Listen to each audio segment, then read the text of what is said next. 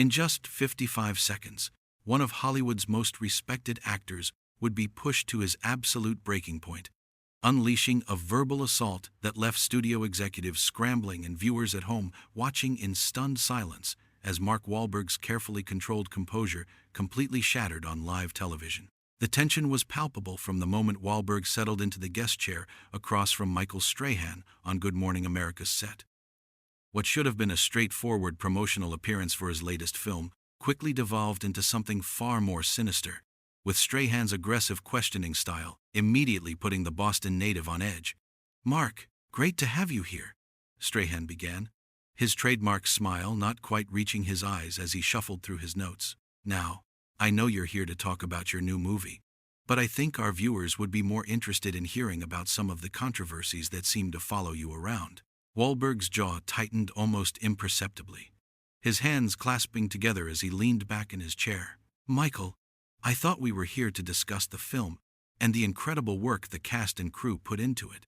"Oh, we'll get to that," Strahan waved dismissively, his tone already carrying an edge that made the studio audience shift uncomfortably in their seats. "But let's be real here, Mark.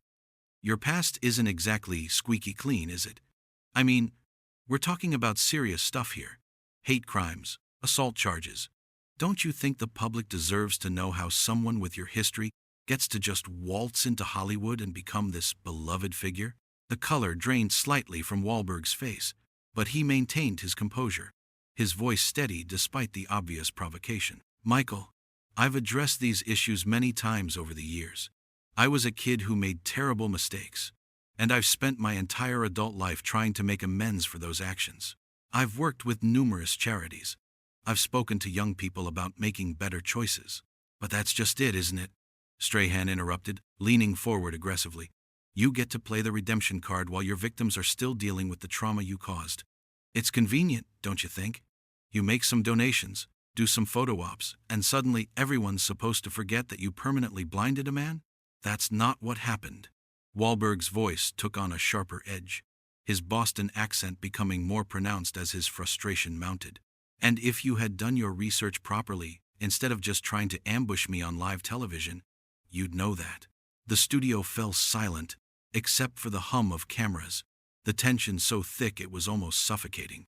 Strahan's smile had completely disappeared now, replaced by something that looked almost predatory. "Oh, I've done my research, Mark. I've done plenty of research.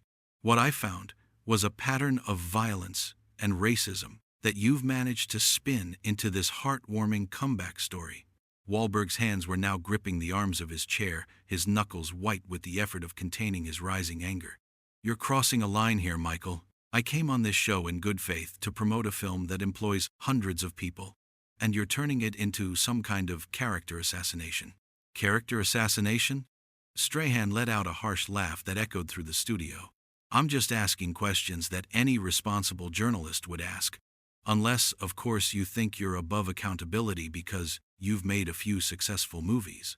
The audience was now visibly uncomfortable, some people whispering to each other, while others sat in stunned silence, clearly not expecting their morning talk show to take such a dark turn. The camera operators continued filming, but even they seemed uncertain about what they were capturing. "You want accountability?"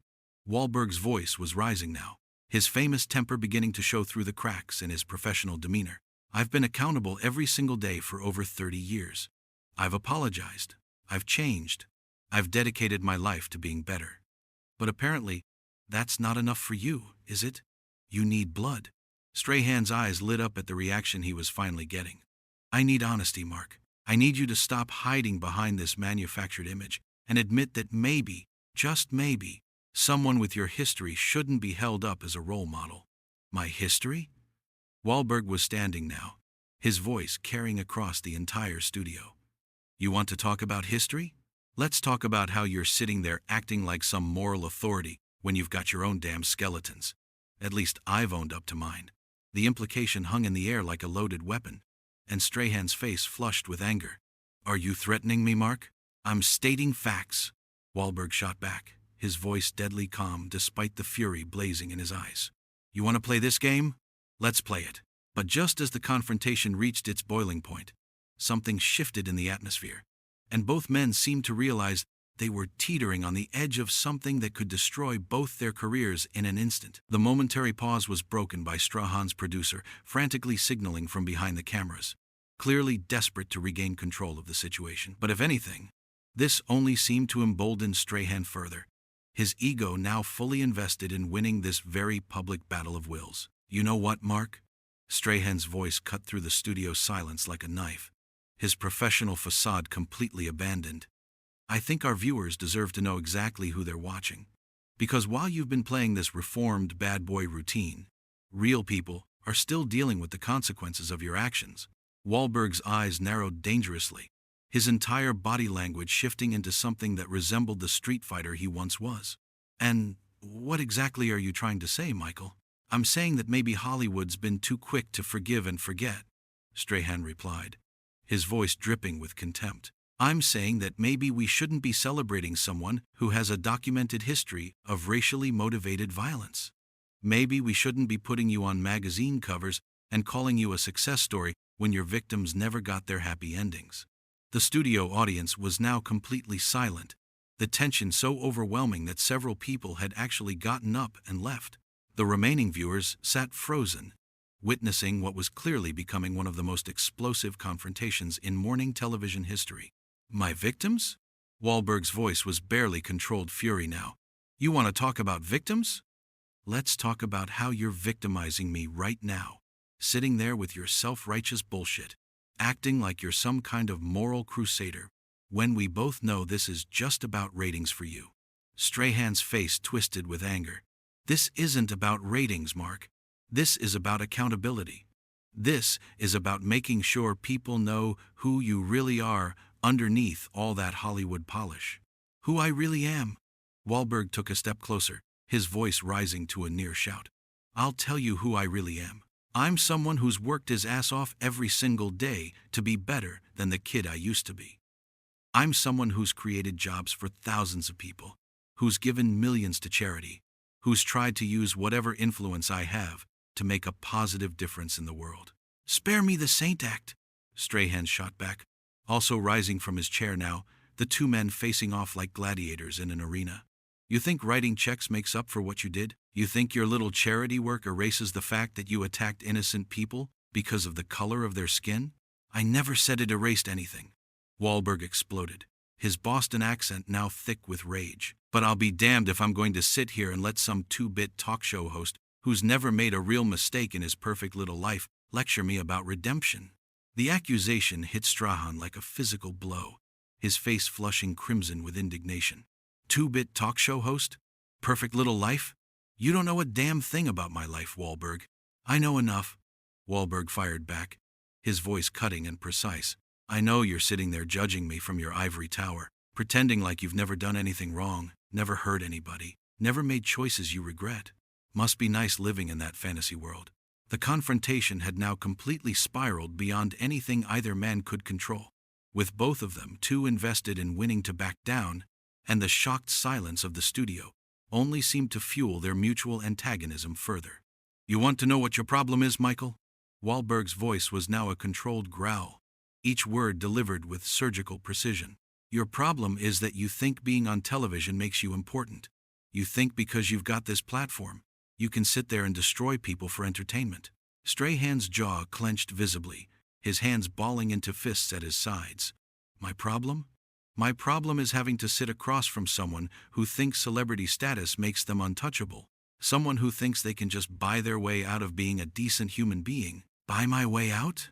Wahlberg let out a bitter laugh that echoed through the studio. "You think any of this has been easy? You think I haven't carried the weight of my mistakes every single day for 3 decades? But apparently, that's not enough for people like you. You need me to crawl, don't you? You need me to grovel and beg for forgiveness that you're never going to give anyway."